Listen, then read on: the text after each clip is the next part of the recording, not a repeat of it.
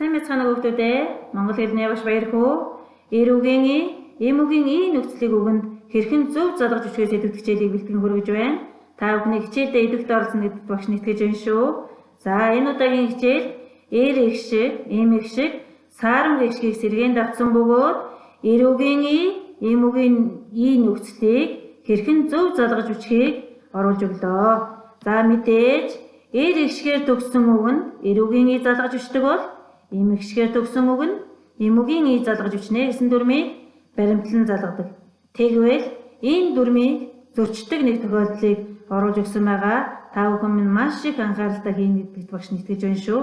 За ж, ч, зөөлний тэмдэг, г, и, иш үсгээр төгссөн эр үг нь эм үгийн и залгаж бичдэг. Жишээлбэл цоож гээд ж үсгээр төгссөн эр үг нь эм үгийн и залгасан байгаа. Мөн хайч гээд ч үсгээр төгссөн эр үг нь эм үгийн и залгаж бичсэн байгаа. За мөн сургууль гэсэн үг зөөлний тэмдгээр төгссөн эр үг байгаа боловч дүрм ёсоор эм үгийн и залгаж бичдэг. Энэ мэтчлэн эр үгэнд ямар үед эм үгийн и залгаж бичдэг болохыг маш сайн анхаарч хийгээрэй. За ингээд зааврын дагуу даалгавраа хийгээд хугацаанд нь дараах хаягуудаар илгээгээрэй. Хичээлдээ идэвхтэй оролцоорой хүүхдүүдээ. 1. Их шиг авиаг зөв бичгтэн үүргээр ангилах. 2. Эр ба эм үгүүд. 3. Эр үгийн и, эм үгийн и нөхцөлийг зөв бичих дүрм. 4. Үлгэр шүлэг хоёрыг уншаад хуулж үчих. Эр үгийн и, эм үгийн и нөхцөлтэй үгсийг ялгаж үчээд дүрмийг тайлбарлах. Гэрийн даалгавар гэсэн хэсгээс хичээлийн агуулганд бүрдэж байна. Их шиг авиаг зөв бичгтэн үүргээр нь эр их шиг, эм их шиг, саармаг их шиг гэж ангилдаг. Энэ удаагийн хичээлд эр их шигийг хөхөнгөөр, эм их шигийг ногоон öngөөр, саармаг их шигийг хар öngөөр тэмдэглэн орууллаа. 1. Аавын ёсноос сурцгаая гэсэн үгэнд орсон а, о, у, я, ё, эр үгийн и гэсэн 6 их шгүүдийг эр их шиг гэж нэрлэдэг. 2-т нь ээжийн 9 хүсэл гэсэн үгэнд орсон у, у, е гэсэн 4 их шгүүдийг эм их шиг гэж нэрлэдэг. 3-т нь и, хагас и, ю их шгүүд бол саармаг их шгүүд юм.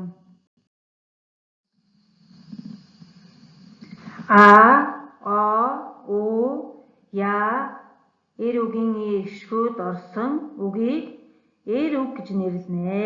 Жишээ нь тарваг, хороолол, уруул, янзах, ёс гэдэг үг нь эр их шгүүд орсон байна. Нөгөө хэсэгт нь у, е их шгүүд орсон үгийг эм үг гин. Мөн и их шгээс бүтсэн үг байвал эм үг болно. Жишээ нь эрдэн, өндөг, үнсгэлжин, ерөөл, ишиг.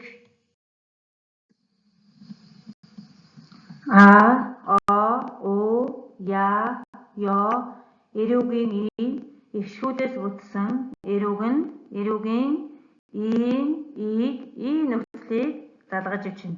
Жишээ нь аавын сургаал, хоол амтлах, гутлын тос, ямааны ноолуур, ёроолыг ухах эдгээр үгсүүдээрээ эр үгийн нөхцөл залгаж үзсэн үгс байлаа.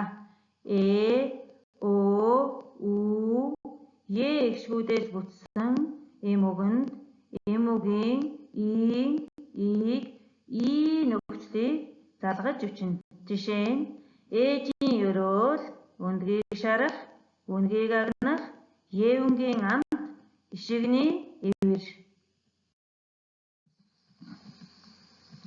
Эр үгийн и, эм үгийн и нөхцөлийг зөв бичих дүрм.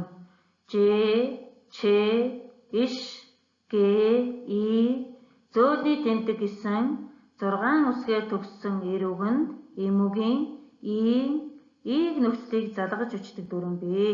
Жишээ нь цоож гэдэг үгэн дээр Заахын ялгалын И нөхцөлийг залгаж бичсэнийсэн хараараа. Ж үсгээр төгсөн эр үгэнд эм үгийн И залгана гэдэг дүрэн баримтлан бичсэн байна. Хайчийг мөн адил хушийг иш үсгээр төгссөн эр үгэнд эм үгийн И залган бичдэг дүрмээр бичигджээ. Сургууль гэсэн зөөлний тэмдгээр төгсөн эр үгэнд эм үгийн И дүрм өсөөр залган бичсэн байна. Анги гэсэн А ихшигтэй эр үгэнд И ихшгээр төгсөн эр үгэнд эм үгийн И залган бичнэ гэдэг дүрмийг баримтлан бичсэнийг санаараа.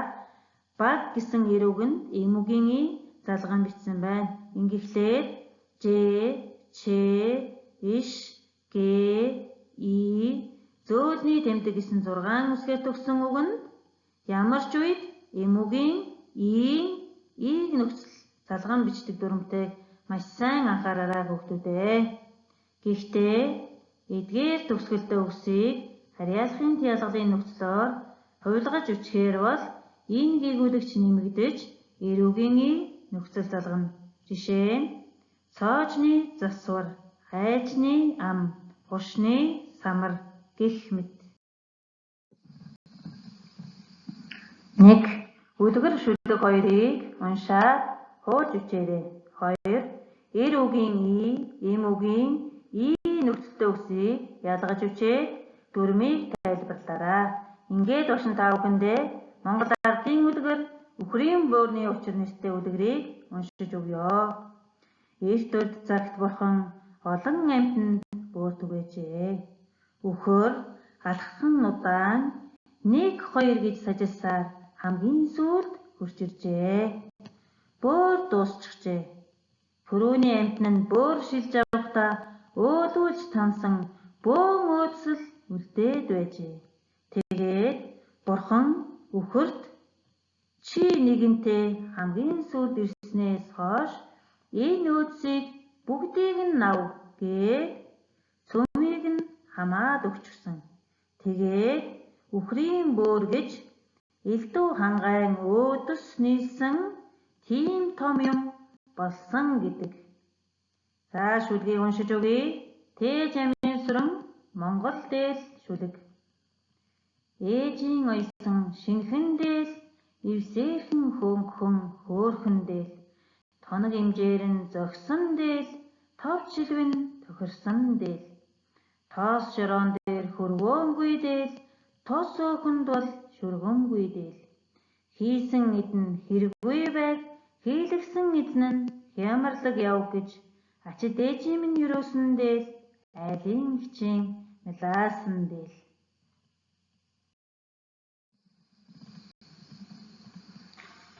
Гэрийн даалгавар үхрийн буурны учир үлгэр Монгол дээл шүлгийг хуулж үчээрэй.